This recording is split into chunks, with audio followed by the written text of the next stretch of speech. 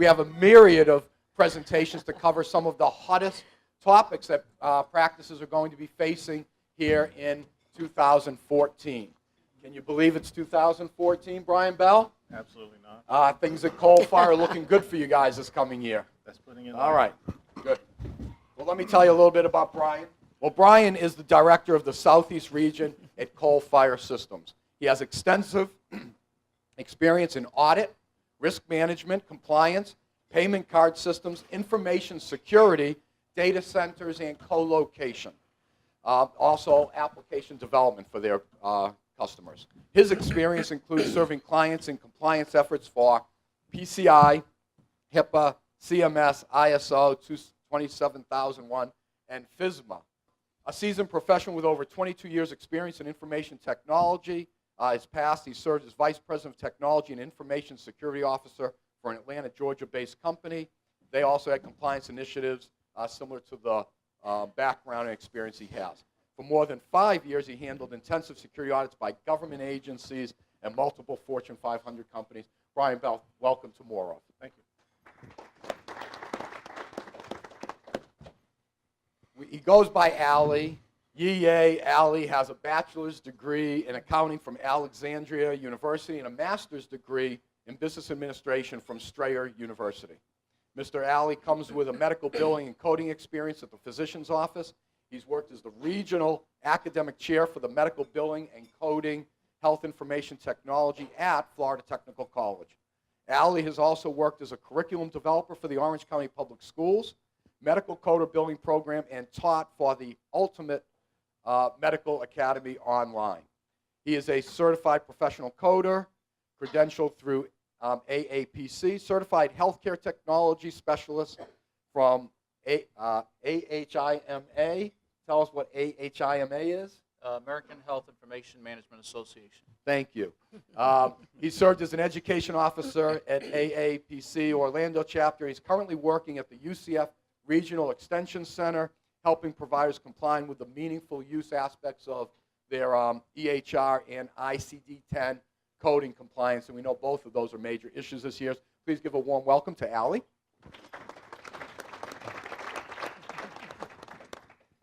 Bernadette. Well, Bernadette Cipriani-Major, she's been a friend for quite a while and is a member, but she also owns her own company, and it's called ABC&D Consultants, an acronym for the definition of her mission, which is accountability, business coaching, and development.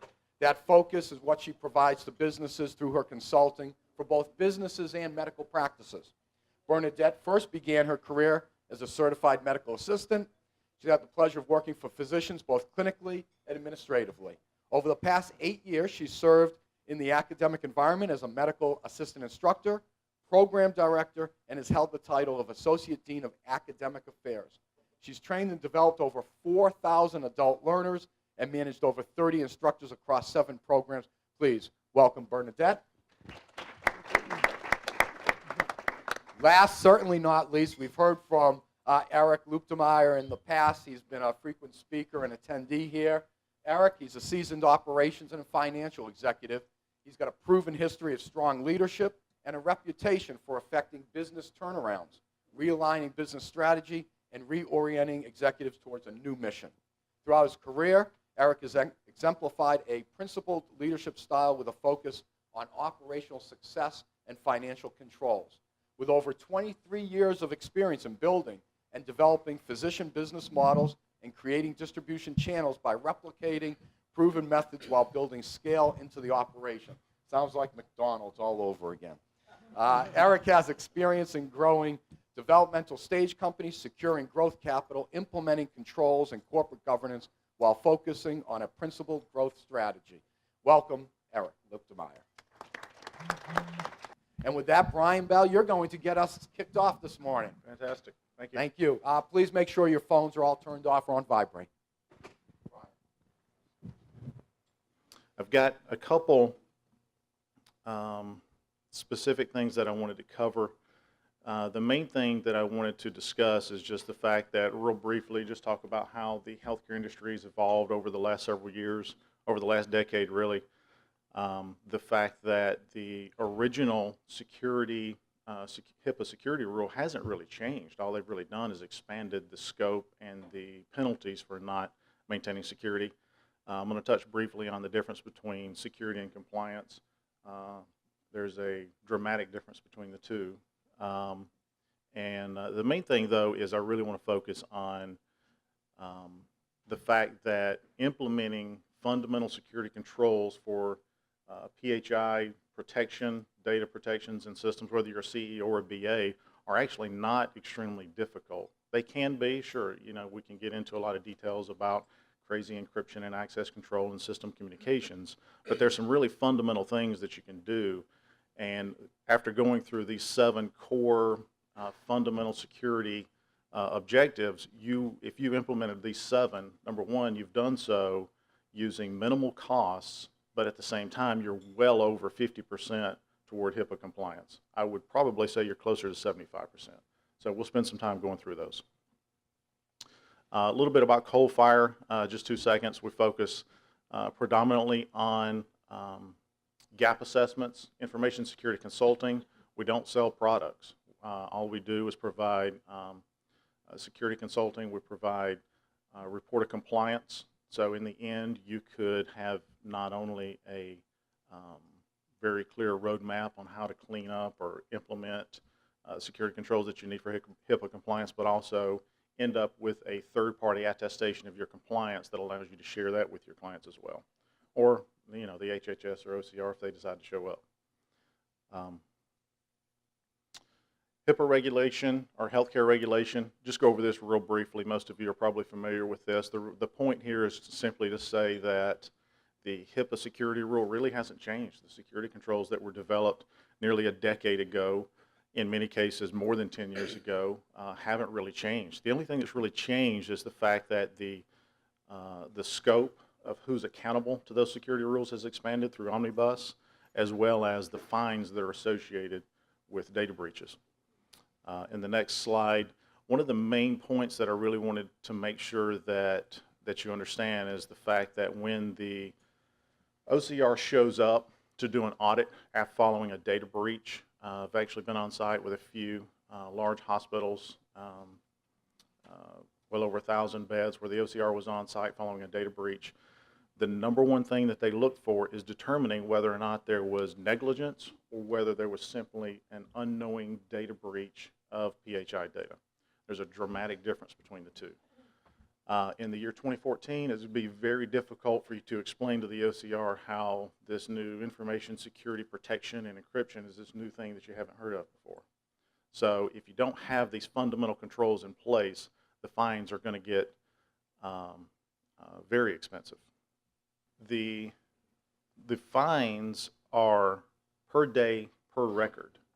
So if you looked at the numbers from the previous slide, $10,000 to $50,000, for large organizations, they're thinking, well, you know, the cost of actually implementing a lot of reasonable security controls are going to cost well more than $10,000 to $50,000. You know, that's entirely possible. I would also argue that there's some very fundamental best practices that you can put in place to minimize your risk and exposure without spending a ton of money, and that's what we're going to cover today. But the point is that those fines, $10,000 to $50,000, is per day per record. So that can add up to millions of dollars in a hurry. Compliance and security are not the same thing. I want to touch on this very briefly. I think the overall intention is that compliance is intended to mean that you've got fundamental security in place. However, one of the things that's important to keep in mind is that the security rule, HIPAA was originally passed back in 1996. It's nearly 20 years old. I don't think there was a real strong understanding of what the totality of information security was back then. There were technologies that didn't even exist back then. So there are fundamental weaknesses in the HIPAA security rule. There are some strengths as well. One of those being the risk management program. And the risk management program is kind of the catch-all for the HIPAA security rule. There are several deficiencies. If you look at HIPAA, the HIPAA security rule in general, and compare it to something like CMS, CMS is probably 5 to 7 times larger security program with significantly more controls and requirements than HIPAA is. So, but the HIPAA catch-all is the risk management program, which basically says this. It says that regardless of what the other controls are that you have in place, you have to do a risk assessment for your environment, how you're operating and who you're sharing data with, to make sure that you have adequate controls in place. So it's kind of their catch-all that says, well, okay, you did all of the security rule objectives, you met all those controls, but at the same time you're doing this separate process, you're doing these other things with your business associates, you should have identified the fact that this was a point of risk and added additional security controls. Okay, what I've come up with is a list of the 7, I guess I would call them just baseline fundamental security objectives. These are things that can largely be implemented without spending a lot of money. For security professionals, they'll probably look at this list and say, oh, well, you missed 2 or 3 other things. The intent, though, is to give you the highest impact security objectives that's going to get you the furthest down the road with minimal expense. There are additional things that you might have to do for a complete security program. However, this will get you probably in the 75th percentile of HIPAA compliance. Okay? So, first thing I want to talk about is what we call network segmentation. Networks of the past, traditional networks looked a little bit like this. The hacker you see on the left there, really their intention was to come in and all they had to really do is break through the firewall. And at that point, they're inside the network. If you notice, the main point here related to network segmentation is the fact that the workstations, the data, the printer, the server, everything's on the same network. So all of the systems can communicate with every other system. Today's networks are exponentially more complicated. You're dealing with smartphone apps, you're dealing with tablets, you're dealing with laptops. We have a huge implication to security with BYOD, bring your own device. How many employees or physicians are bringing their own computers into the office that likely do not have the baseline security controls that you've established for your organization. You're interjecting significant risk into that environment. So, what's the solution? Network segmentation. Network segmentation says that we're going to identify what we call security zones within the environment, and we're going to put those systems and computers behind a firewall interface. The firewall interface denies all traffic into that network segment, so nothing can talk to those computers and systems except the ones that you specifically allow. So you have a default deny all policy, and as you have a business justification for accessing systems in that zone, then you open up those specific rules in the firewall to allow very limited traffic to come in there. I was working with an organization just a few weeks ago where we actually went through a workshop and designed a network segmentation security zone model for their organization. And the thing that they really liked about this is the containment of viruses. So you should have antivirus software running on all of your systems, obviously, but inevitably, who knows how many thousands of people are out there trying to write new viruses and hack and do different things. So inevitably, you may end up getting a virus on a system. What network segmentation does is localize the impact of that virus to the one zone that the outbreak occurred in. So that virus doesn't have physical access across or logical access across the network into the zones where you're storing very sensitive medical information, like your EMR systems and some of your back-end radiology systems. There's a dozen different areas and departments within your organization where you're storing that sensitive information.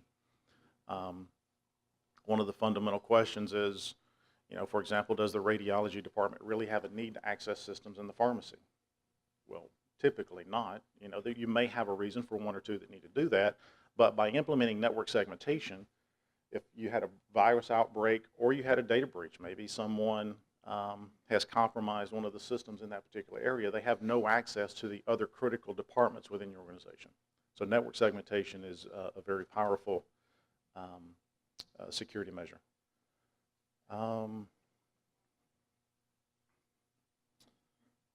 The point here as well, and talking about the financial implication and the way you can implement these controls is the fact that most of the time you can leverage your existing infrastructure to implement network segmentation. Most every organization has firewalls. It's simply a matter of carving out your network and putting systems in logical security zones. So you may need a level of expertise, you may need some consulting, but you're not looking at a significant amount of money to go out and buy firewalls. Even if you did, I mean, you can buy a firewall for a very high-end Cisco firewall for a few $1,000s. Security awareness training. HIPAA is very heavily focused on security awareness training. This is something that you can develop internally using information readily available on the internet. I generally kind of break out security awareness training into 3 different categories because the type of training that you need to deliver would vary based on who your audience is. But you don't want to create a model where you've got to create multiple different curriculums for a dozen different teams and people and things like that in your environment. So what you're going to really want to focus on is probably breaking it down into those 3 areas. One is information technology. Your systems administrators, the people who are managing those systems, need to go through a different type of security awareness training than normal users. You've got your software development staff, if that's applicable. People that are writing applications definitely have to go through a separate type of security training. And then you've got the general training for physicians, administrative staff, and basically everyone else. Again, these are things that you can leverage internally with internal staff, and the information is largely available on the internet. You're not talking about significant expense, and this is a major objective within the HIPAA security rule. System hardening. One of the great questions that I enjoy asking when I'm doing assessments and helping people work through their security program is, as we're going through, I mean, whether it's BAs or CEs, is fundamentally asking them, okay, is the system that you're working from, does it contain sensitive information? Does it contain PHI? If it does it have internet access? And why does it need internet access? It's surprising how many times we ask that question, and it's like, well, I need to check my personal email, or I need to do one thing or another, but there's really not a strong business justification for doing so. That's a huge implication, because the impact is that you've got a system that has access to thousands, tens of thousands potentially, of medical records that also has direct access to the internet. The ability to export that data out to an unsecured network would be fairly simple. There's some fundamental things that you can put in place. Proxy systems, URL filtering. OpenDNS is a great resource. If you're not familiar with it, it's actually free for most organizations. I think there's a small fee depending on how you're using it, but OpenDNS basically filters external websites. So we're basically saying, if you do have a business justification for going to the internet, use tools like that to filter and make sure that you're not accessing malicious websites. Configure antivirus updates so they can't be turned off. Do not add users to the local administrators group so that they can modify and change services in the security profile of the local system. Again, all of these security measures are things that you can do with internal staff, and you can research this information and create a system hardening standard using information readily available on the internet. Data encryption. I think most everybody's familiar with the concept of data encryption. I'll just spend 2 seconds telling you about an incident that I ran into. It's amazing to me how many large EMR systems do not support encryption natively. It's very surprising. So what the vendor usually says is, we rely on the CE or BA to implement their own style of encryption, whether it's hardware disk encryption or database level encryption or whatever the case may be.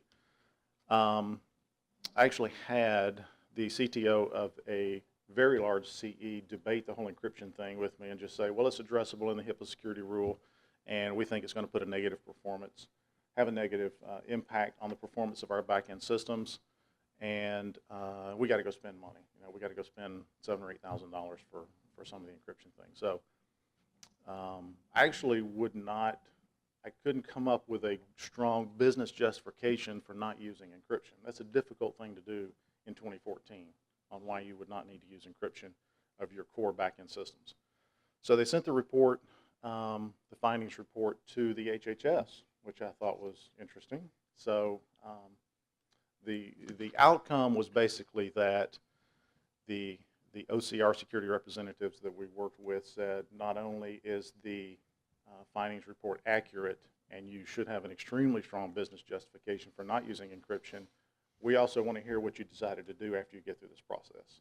So it was not the best thing to do to contact the OCR on that. Again, a lot of this is encryption is capabilities and things that you can do with existing platforms and systems most of the time. It's surprising you can't necessarily do it at the EMR system level. You can do it with databases and disk encryption as well. Documentation, I'm just going to fly through this really quick. I know we're short on time. Documentation, again, a lot of this information is readily available. You can put together specific plans. So after you've gone through security awareness training and you train people on how to identify potential data breaches, viruses, suspicious system activity, what do they do? Do they know what the incident response plan says and how do they supposed to react and who do they inform in those cases? So again, documentation is a pretty straightforward thing that you could do internally. PHI inventory. This is a very big deal because if you don't know where your PHI resides, how can you protect it? It's amazing how many organizations that I go into that can't quantify where the data lives, how many systems it's on. They don't know who they're sharing it with. They've got a dozen different BAs doing business with other BAs, and they can't quantify who all they're delivering that PHI data set to. Again, this is a major requirement in the HIPAA security rule. You can do with existing staff, and the organization and the means about doing this is pretty straightforward. Risk management program, this is kind of the cornerstone of the HIPAA security rule. Based on everything else that you've looked at and all the different security measures that you have to have in place, at the end of the day, what is appropriate for your environment? Are there additional controls that you need to put in place? The risk management program, the de facto standard is NIST 830, and we used an example here of just mobile devices as an example of how to walk through that risk management program. There's the resource on Health IT Gov, gives you a lot of really good information. So I'll wrap it up with this final statement. The punchline is this: the HHS, over the last couple years, by the expansion of the scope of who the security rules apply to, BAs, their BAs, whoever they're sharing PHI with, plus the dramatic increase in fines, is basically sending the message that fundamental security controls for protecting PHI should be in place, and the only way the HHS can kind of get the industry moving is to increase the fines. And so that's kind of what we're seeing. So what I've tried to do is give you a real brief, very high level, low cost, high impact approach to implementing security. Thank you, Bryan. Let's hear it for Bryan. And when all is said and done with the panel, hopefully you'll have a couple questions about security, but certainly makes everybody aware that they have to have a risk management plan, and your consultation can help with that. Let's continue to move on. Al, you're going to talk about ICD-10, and that is in their future as well. Please, go ahead. So with ICD-10, we're talking about a very near compliance date of October 2014, which is October this year, so we've got 9 months remaining. The change comes from, we're changing from ICD-9, which is what we have now as a code set for diagnosis. So this is what goes, these are the codes that go on your claim form that are sent to the insurance company in order for the doctors and the providers to get reimbursed for their services. These codes are expanded from the 9th version into the 10th version. It has been out in other parts of the world, including Canada and Europe. However, in the US, we had been slow in implementing it because of the cost factor that goes along with it and all the legislation stopping. This was originally scheduled for 2013, has been pushed back to this year. The reasons are, part of it is also HIPAA. HIPAA has taken a toll on everything else to comply with, and the resistance of shareholders, and also the cost. Needless to say that EHRs have already consumed much of the budget that was assigned for new things to implement. So let's take a look at the changes between ICD-9 and 10. As far as the number of codes, we had 3,800 procedure codes in ICD-9. That will expand to 71,000 in ICD-10. As far as the diagnosis of the CM part, we've got from 14,000 some codes in ICD-9 to 69,000 codes. And these are the codes that are used by most providers, the diagnosis ones, which are expanded in almost 6 to 7 folds. So the code set itself, instead of having 3 to 5 digits in ICD-9, we're going to have 3 to 7. First character was always a number except for the V and E in ICD-9. Now it has expanded to every single code has to start with a letter, and then it follows with numbers afterwards. We also have placeholders that are placed in to replace certain digits, and then an additional 7th to explain the episode of care. So this is how the format is going to look like. We've had 17 chapters in ICD-9. That will expand to 21 chapters in ICD-10. And there will be 3 character categories will continue to be on. So let's take a look at this code, which is 733.1, the equivalent, which is pathologic fracture, and this is how it's going to expand to the M8008XA. So you can see that the level of detail here has expanded to reflect the changes and add laterality to the type of fracture, which is a right versus left. In ICD-9, we didn't have that. There are some mapping methodologies that are available out there for ICD-9 to ICD-10. However, it's not direct mapping. There's no direct mapping available, which means that if you were to get the ICD-9, the existing ICD-9 code, and find out which ICD-10 codes it has become, you'll actually have a long list. It won't be just one code that is equivalent, and that is the challenge that we're going to have to go through, which will lead me to what we need to have, or what impact it will have on the healthcare industry. All the systems will need to be updated to reflect the codes, so your payer systems and the systems in which you send claims, clearing houses, and also your EHR systems that use ICD-9 will need to be updated to reflect the ICD-10 codes. Also, one of the things that are coming with ICD-10 is a stress on provider documentation. As we, as coders, have to abide by what the provider or the doctor puts in their notes.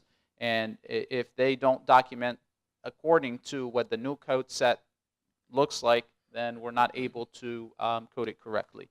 That will require training staff and vendor software upgrades. I'm just going to move on to things that we need to do to transition smoothly. So we need to assess our practice readiness, assess who's affected, who needs to get trained, probably the coder, the biller, the office manager, and also provider training. Just basically use a transition impact spreadsheet. This is used by most businesses in order to stay on top of projects. So after you determine that, you will need to stay in touch with your insurance companies to see when they are planning to switch. Some will not switch. Workers' compensation, for example, not switch to ICD-10. However, most payers out there, if not all, have already made the plans to make the switch. There will be a point of time which you will be working with ICD-9 and ICD-10 simultaneously. So that means that your existing staff have to know ICD-10. However, they also need to keep their knowledge of ICD-9 abreast in order to process the existing claims that are available. Just basically in a nutshell, make sure that you have this in your budget for this year in order to transition smoothly. What the impact that this may have on your medical practice is basically loss of revenue if you're not ready for ICD-10 when it comes down on October 1st. any practice needs money to stay solvent, and if the insurance companies are not paying, then obviously we don't have enough money to pay our bills. If you have any questions, you may write them down, and then we'll take them down at the end. Thank you. There's content within the documents on your table that have a lot of internet websites that you can go to if, in fact, your security at your company allows you. Thank you. Bernadette, please go ahead. I really like this microphone. Really helps me today, for sure. Okay. Well, what a great segue into training. My name's Bernadette, and my motto is it always starts with people. Anytime you have a compliance, a project, a goal, an objective, there's always people associated with that. So I'm going to talk a little bit today about getting ready. So these are some of the areas that we're going to talk about. Well, it all starts with leadership, as we know, and it's kind of ironic that I'm out in the field going to doctors' offices and visiting with them and talking about the strategies for 2014, and a lot of practice managers can't seem to wrap their hands around all of the compliances at once.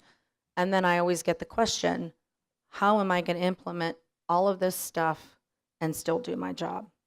So it is going to take some re-engineering, and we're going to talk about that too. I always try to tell the practice managers to go out on the floor and take a pulse of your operations. Your operations is everything to you. With all the compliances that are going to be coming down and all of the things that we have to do, timing is going to be everything. Do you tell your staff to go slower to produce more accuracy, to get the revenue, to get the claims paid? Well, if you slow down your operations, you're slowing down your volume. When you slow down your volume, you can't see a lot of patients. When you can't see a lot of patients, it reflects on your revenue. So it is a double-edged knife. So training and development of your staff with these compliances, ICD-10, getting them that training is going to become very vital to meet all these compliances. But first, your leadership has to understand the goals, the definitions, the objectives of those compliances. Re-engineering job descriptions is going to become vital. Hiring practices, talent management. This is the ultimate in human capital management. You have to put your best people on the best job at the right time, doing the right thing. There's going to be mandatory certifications coming. They're already here. And continuing education is going to become very, very important. You can always outsource experts to come into your practices to give you that extra hand to help with your staff training. There should be checks and balances within your practice. Once you state the goals and the objectives, once you have the people who delegate and lead, then you need to provide the feedback. You always inspect what you expect. You have to check the checker. A lot of practice managers just seem to assign goals and tasks to people, and they're not delegating the right tasks to the right person. Then they have to go back and fix what's broke. This is time, and time is money. It's just that easy, just that simple to understand. Employee involvement is going to become very vital. You hear employee empowerment and employee involvement. They need to understand what their role is.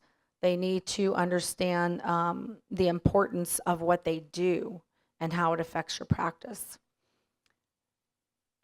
We used to have internal audits where I used to work a long time ago, and the doctor would actually give us incentives, money, for how many errors we found. So we would do team audits. The back would audit the front would audit the back would audit the billers would audit the MAs, and he actually gave prizes. I thought that was the most ingenious thing I've ever heard of, because it really is just a team building effort, and it also does help everybody to understand everybody's role. So it's really, really important to utilize your staff to create that team. I always find it pretty amazing when I go into doctors' offices and ask them how many times they have staff meetings. They look at me like, okay, how do we do that? It's impossible to get everybody together on a lunch hour. Well, that's your most vital time. You should have at least monthly staff meetings. You should talk about the objectives. You should talk about the goals. There's a lot of people who work in doctors' offices that know what HIPAA is because we taught them that in school. They know what OSHA is. We taught them that in school. They know what injections are and claims. But do they know what meaningful use is? Ask your average employee, do you understand stage 1? What is CMS? Would they be able to tell you these definitions? That's how you can start testing the waters of how much your employees really know and what they don't know.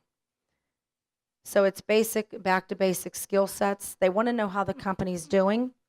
I think employers should tell the employees how well they're doing or that they're falling short of goal, only because it makes it more transparent to the employee and it helps them get more involved. It helps produce a bigger buy-in.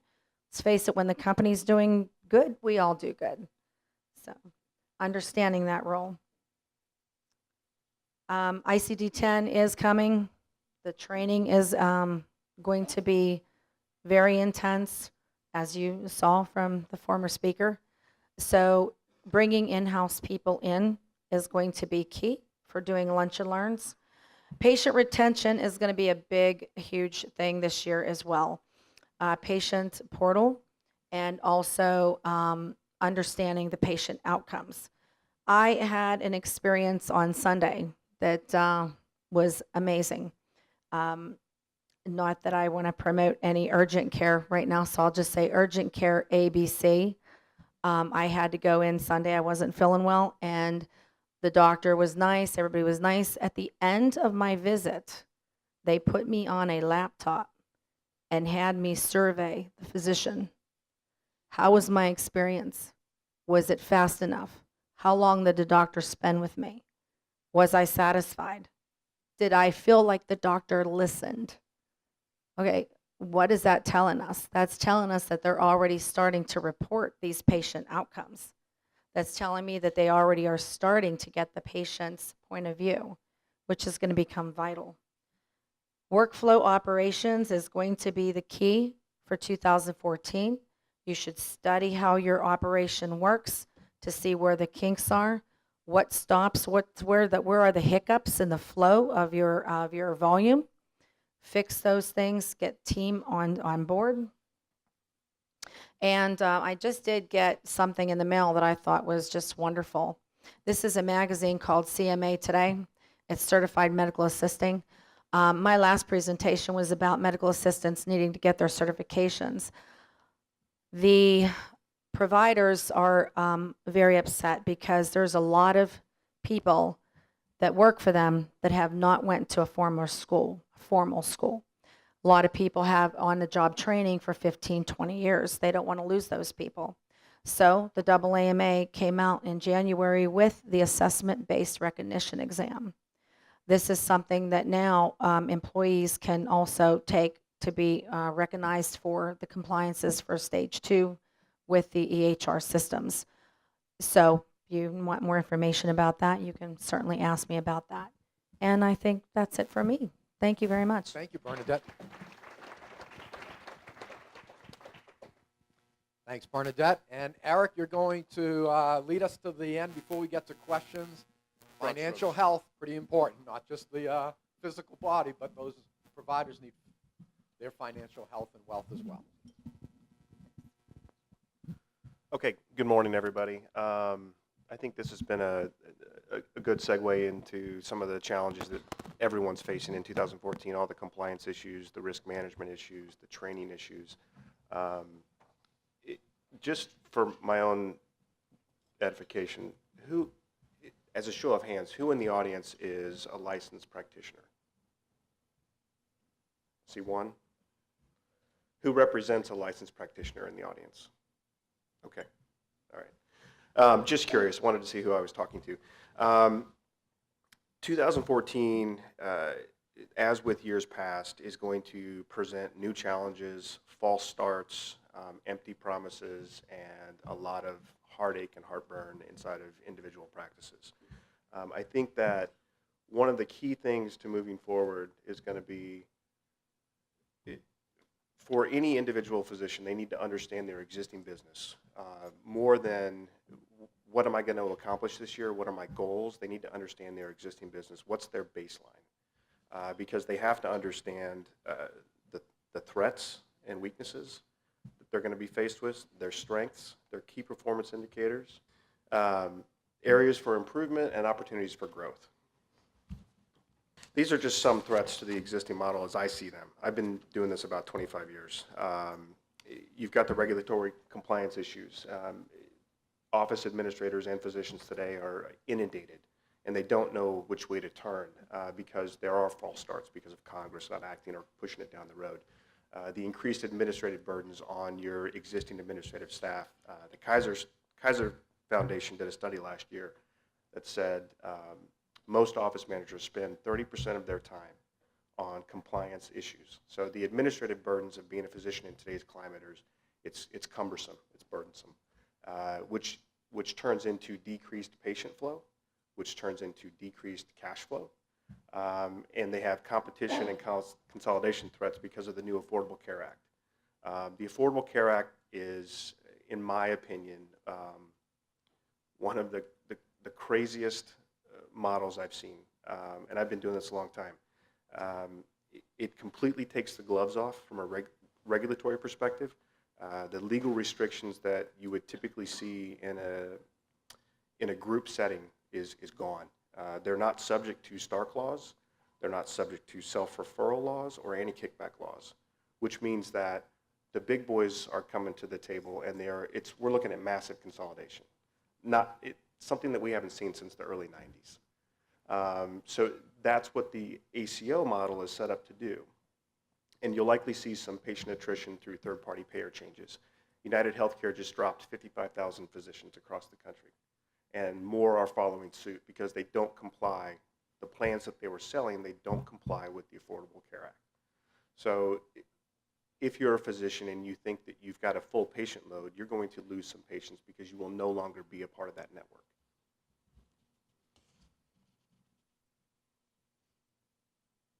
Okay.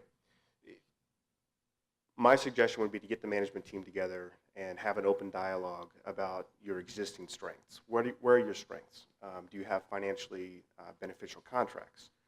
You need to review each one of your contracts, understand the matrix, understand the fee schedules, understand who's a better payer and who's a bad actor. Do you have a consistent message? Are all of your people, from the front to the back, are they singing from the same sheet of music? It's really getting everybody lined up and pulling in the same direction. This is a bad analogy, but I like to use the wagon analogy. I'm dating myself. I look at every business model, whether it's a medical practice or renewable energy company or whatever. I look at the business model as a wagon, and every day you've got people pulling the wagon and you've got people pushing the wagon, and sometimes you've got employees that are having a bad day and they're walking next to the wagon, but you're always moving forward. And then you've got some employees that are sitting in the wagon and everyone else is pulling their weight. It's time to get rid of those employees, and everyone's pulling in the same direction. What's your market reach? Understand your market reach. Understand where your patients derive from now. Have your office manager or your billing person run a report, pull the zip codes, understand where they're coming from. Can you expand? Do you need to concentrate more in certain areas? And is your patient base happy with your practice? Believe it or not, in today's day and age, you have to keep your patients happy because they're very vocal with this new thing called the internet. And they like to go on, all the health grades and the rate your doc, and they like to tell their story. And it's it's unchecked and unbalanced. It could be a competitor. It could be a disgruntled employee. It's anonymous. It doesn't have to be that particular patient. But if you do have a patient that has a problem, get in front of it. Fix it. And the only way to deal with the negative is to flood it with the good. And like Bernadette was saying, in her experience at checkout, they were having her do a survey. And that survey is probably going to get posted on rateyourdoc.com in addition to the patient portal, because you're going to push out all the good data out there so that you have a good presence on the internet and a good reputation. Where do your referrals originate from? Find out who your referral sources are, understand them. Is it certain groups? Can you go out and get more referrals? Because you're going to see a dip in patient flow. These changes it's going to slow the process of medicine down, and slowing the process down is going to decrease your cash flow. And I don't know too many physicians that want to change their lifestyle. So we have to find ways. We have to find ways to make it easier for them. And is your staff cross-trained? God forbid someone gets hurt, an injury, or they're out for a period of time. And every office that I've seen is running very lean right now anyway, because of all the extra burdens that they have. Make sure that they're all cross-trained so that they can pop into a space. Otherwise, you're going to see a dip in cash flow and productivity. All right, key performance indicators. Most practices that I consult with, they measure their success based on how much cash they have in the bank at the end of the month. And that is a really bad way to run your business. You need to understand the things that are important to your business. Understand your insurance mix, their relative value to the whole picture. You want a diverse mix.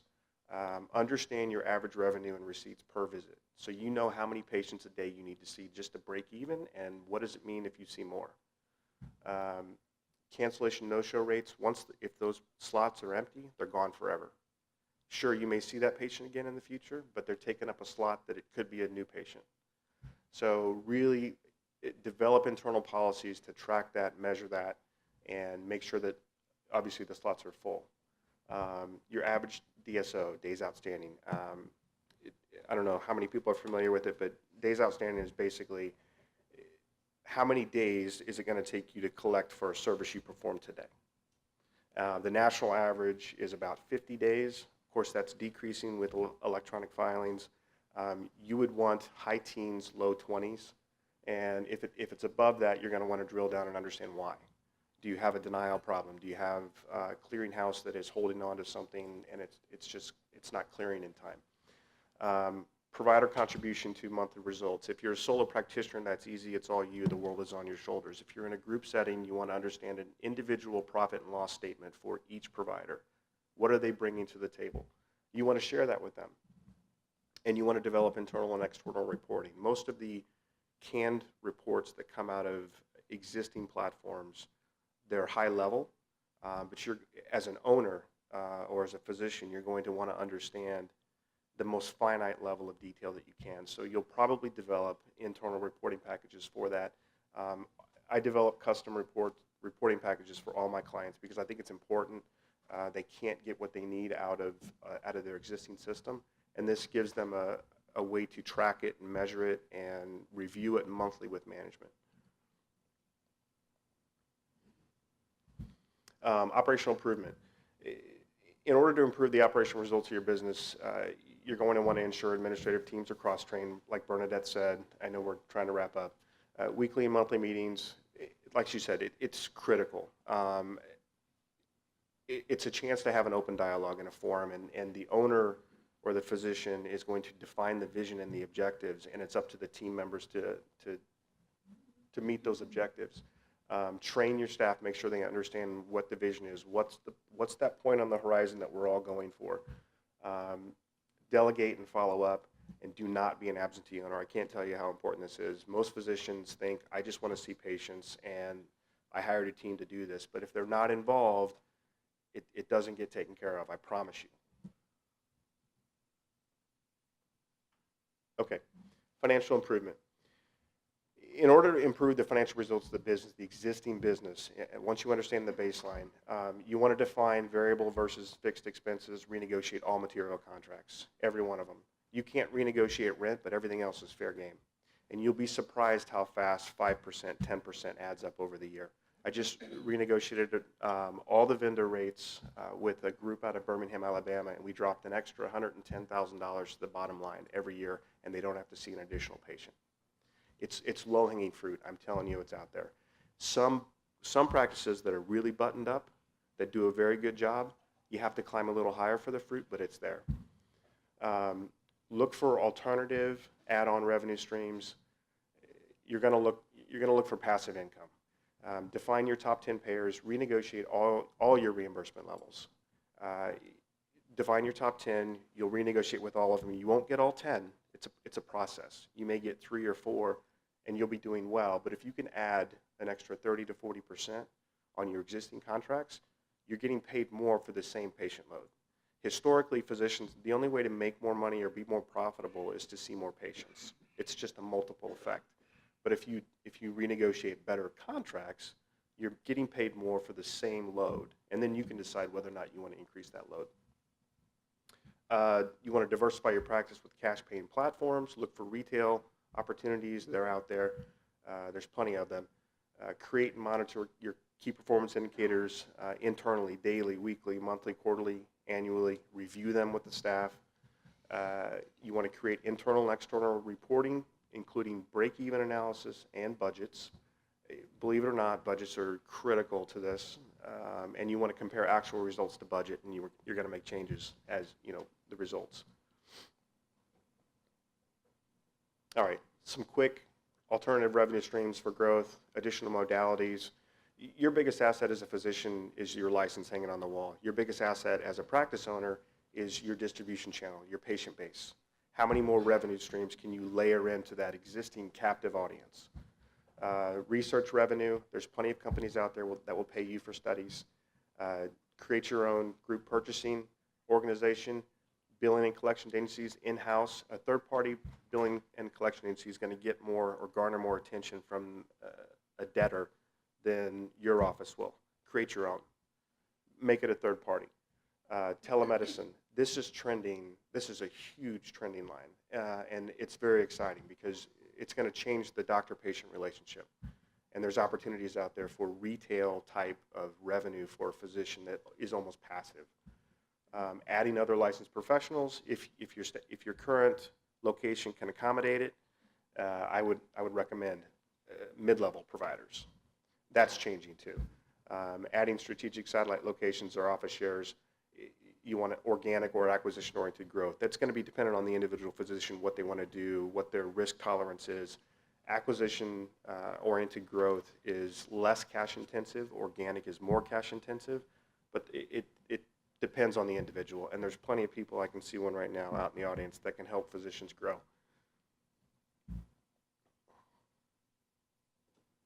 Okay, trending. This is where it's headed. Hospital and carrier ACO participation is growing rapidly. 15 hospitals in Vermont just joined forces. 2 hospitals in Utah control 85% of all healthcare providers in that state. Like I said, it's massive consolidation. ORMC purchased a local ACO for $50 million that had been in practice for 6 months. All the carriers are getting in on it too. One of the other issues, Google just, over the last 6 months, has purchased 8 robotics companies. And in Asia right now, robots are treating patients. It's coming. Retailers are getting in on it. Walmart, Walgreens, they're getting serious about the delivery of retail healthcare. All right, so what's next? Define it, track it, measure it, improve it, enjoy it.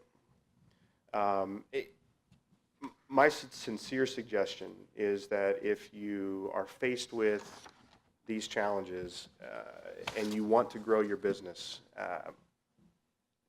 seek the help of a professional. Everyone tells physicians to do Medicare audits, RAC audits internally on the clinical side. No one ever focuses on the business side. And physicians are trained, obviously, to be physicians. And no offense to the physician base, most of them are not stellar business people. And so they need someone to come in and kind of define it for them, give them the roadmap so that they can enjoy their career cycle. And that's it for me. Let's give it up for Eric. All right, well, we've had some fine presentations this morning, and we've got some questions that need some answers. Once I start off with these couple, I'll work around the room. I'd ask you when it is your time to ask the question is, I'll have the microphone for you so that we can make sure everybody can hear your questions. So the first one we have is an IT-related one, and we'll get started with, would it be beneficial or advantageous to have all computers with PHI offline and just one computer online and just transfer info when necessary? Almost sounds like we're taking people back 20 years, but why don't you go and speak to that point? Sure. Yeah, I think that actually gets back to the point of determining whether or not it makes sense for computers to have access to the internet and to other networks. So does it make sense to have those systems offline? Definitely. There's some back-end infrastructure that you need to have in place, so all of your workstations and systems need to have patching and updates and security, updates from Microsoft or whoever else you're using. So you're going to need an update server inside. So those systems are probably going to need to talk to some back-end general infrastructure systems, your centralized antivirus server, things like that to get antivirus updates. However, the idea of isolating those systems is a great idea. Sure. Great, thanks. From an IT standpoint, you can pay now or pay later. Nobody really wants the breaches to take place. You need to have professional consultation from your computer vendors to make it through these times. Next one's for you, Allie. For those that are ahead of the curve, can they submit ICD-10 codes now before the October timeframe and be reimbursed? My understanding is it's not acceptable before then. However, you should check with your payer to see if they are allowing you to test your ICD-10 codes. So this is a stage where you submit some of your existing claims using ICD-10 codes just to see if they will be accepted that way. This is not for reimbursement purposes. However, it is for testing purposes only. Thanks a lot. And we've got a question. I want to interject on that Please, a little go bit. ahead. I'm sorry. As owners, I think you should understand, just because your office is buttoned up and it's passed all the tests doesn't mean that your carrier has, your clearinghouse has. You're going to get kickbacks. You're going to have a dip in cash flow. My recommendation would be to have a rainy day fund so that you don't take a hit. Great point. All right, we have a question back here. Louie. Yes, this is on the ICD-10 question. Is there a way to tell the healthcare providers that the EMR will not be the solution for their ICD-10 implementation? That's a great concern, Louie. Yes, we all think that EHRs will be integrated with ICD-10 codes. Yes, many of them are. However, you still need to know which one is the right code that you're picking for the condition that you have. So it's still going back to understanding what the code set is and what codes actually conform to the condition that you have. So it's not just type it in and it'll pop up. All right, questions over here. Hi, this one is for Eric. My name is Dorothy Mowbray with Roar Internet Marketing. Eric, when it comes to retail healthcare, are you referring to basically anything that would be non-insurance and the consumer just pays for it, like anything retail? Yeah, it's really important to kind of diversify your mix. You're going to want to be contracted, obviously, with the best contracts that you can muster. But if you develop other cash-paying platforms within your captive audience, you're less dependent on third-party payers. I've got a client that we moved his cash-paying business from 8% to 30% over the course of 6 months. So he's less concerned with the upcoming Medicare decreases, and because the third-party payers follow suit. They always decrease. It's all derivative. So if you've got retail delivery capabilities, I would suggest using it, whether it's anti-aging, cosmetic, whatever it is. There's tons of products out there. It's got to be synergistic with the philosophy and in the way that the physician practices medicine. And today, I was reminded as I went out the door, Flu shots, flu shots, flu shots. You can go to almost Absolutely. any pharmacy, and they'll give you one right in front of everybody else in the room. I have another IT question. I work out of just one computer, and once in a while I want to send an insurance application to the carrier. Is it difficult or expensive for me to encrypt my email and send it off? Or can I do that myself? Sure, encryption's pretty easy. The trick is making sure that who you're sending it to has the ability to decrypt it. So one of the most common tools used on the market is PGP. So it's very inexpensive. Trade encryption keys with who you're sending the information to, encrypt the attachments in your email, and sure, that's an acceptable way to protect the information. Sure, but the PGP is a little easier just because it's more of an in-desktop, end-user type application. It's not like you have to have a big server to run something like that. Generally speaking, sending PHI over email is a terrible thing to do. It happens fairly frequently, though. Just make sure that you're using very strong encryption with PGP. There are different settings and different types of encryption strengths that you can use. Just make sure you're using something that's very strong. Which would be 160 bits or 156 or something like that instead of 112. 256 is symmetric encryption. PGP typically uses asymmetric encryption. Right, and what's our government using? About 2. No, I'm kidding. Uh-oh. Actually, it's surprising. You know, we've made a reference to the healthit.gov and some other resources on the HHS website. The government actually has very strong encryption routines. Now, they may have the keys to decrypt everything, but the encryption's really good. Thank goodness for NSA. Yes. All right, I've got another question over here. Hi, yes, regarding HIPAA. We deal with liability cases and workers' compensation cases, okay? And we deal with them on the pre-settlement side as well as the post-settlement side. And my question is, you know, you mentioned the EPHI, and you kind of answered it just a few seconds ago with regard to email. That's my main concern. We have attorneys that send us PHI, in other words, on the liability side. So what you're saying is we're out of compliance via HIPAA in terms of that type of transportation of medical records, correct? That is correct. If you're sending PHI or any type of sensitive information through email and it's not encrypted, that would be a problem. But who's compliant? Who's liable? We're receiving it, right? And one other Oh, you're question. receiving it? Yes, Yeah, so wherever the data set originates is going to be liable. gotcha. And then one more question, if you don't mind. Can I get your opinion on Salesforce? Do you feel that they're a rather secure type of, you know, CRM? Yeah, I mean, the whole cloud movement is in full swing. The government came out with a very heavy push toward cloud with their FedRAMP initiative. You may not be familiar with that, but generally speaking, sure, the Salesforces of the world and the larger companies have invested a lot of money in security. You know, I don't know the specifics about Salesforce directly. However, generally speaking, if you're working with a tier 1 vendor like Salesforce, then sure, the information is most likely secure on the back end. But you should, you know, one thing I would say is whoever you're working with, your cloud vendor, whoever, you know, an internet accessible CRM application, sales application, whatever you're using, it's perfectly acceptable for you as a client to request a copy of their attestation of compliance. It's typically known as an AOC. Ask them for their security assessments by a third party, and that is usually readily acceptable. Well, we've had a great morning here at MOROF. Let's give it up for our great panelists today.